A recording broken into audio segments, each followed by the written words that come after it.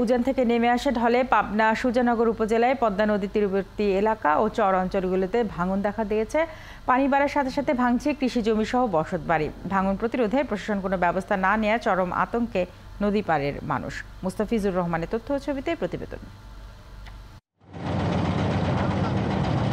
পাবনার সুজানগরে বিস্তীর্ণ এলাকায় পদ্মা নদীর পাড়ে হঠাৎ করে শুরু হয়েছে ভাঙন।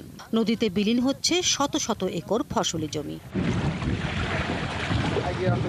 নগদের কাছে সব গ্রাহকই প্রিয়, তাই তো সারা দেশে ক্যাশ আউট চার্জ সবচেয়ে কম। উপজেলার নাজিরগঞ্জ থেকে তারাবাড়িয়া পর্যন্ত প্রায় ২০ কিলোমিটার এলাকায় এই ভাঙনে ঘরবাড়ি হারানোর হুমকিতে আছেন ২০ গ্রামের মানুষ। ভাঙনের সবচেয়ে বেশি ঝুঁকিতে সাতবাড়িয়া ইউনিয়ন। ৩-৪ বাড়ি আমার ভেঙে গেছে।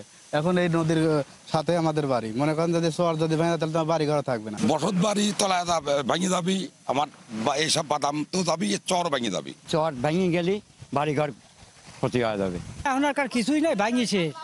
আর সামান্য যেটুক আছে এটুকু থা না থা পিড়াই সময়, তারপরে একটু তালি বাড়িঘর আবার বাঁচিয়েছে। এলাকার মানুষ জানান, বর্তমানে চরের ফসলি জমি ভাঙছে নদী।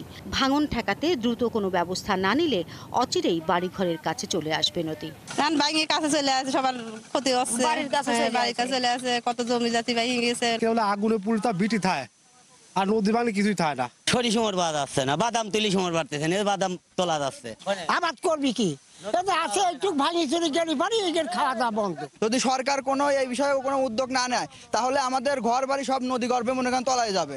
এরই মধ্যে ভাঙন কবলিত এলাকা পরিদর্শন করেছেন সুজানগরের উপজেলা নির্বাহী কর্মকর্তা। পরবর্তী ব্যবস্থা নিতে পরিস্থিতি জানিয়েছেন ঊর্ধ্বতন কর্তৃপক্ষকে। সংশ্লিষ্ট সকলে মিলে আমরা নিয়মিত পরিদর্শন করছি।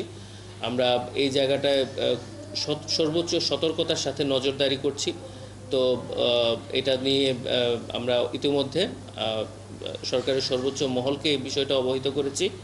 তো এ বিষয়ে প্রয়োজনীয় পদক্ষেপ শীঘ্রই নেওয়া হবে। সুজানগর উপজেলার এক পাশ দিয়ে বয়ে গেছে পদ্মা নদীর প্রায় ৩০ কিলোমিটার। নদী তীরের এলাকায় মূলত চীনাবাদাম ও তিল চাষ করেন এখানকার কৃষক। শিল্পী মহলানবিশ, ৭১।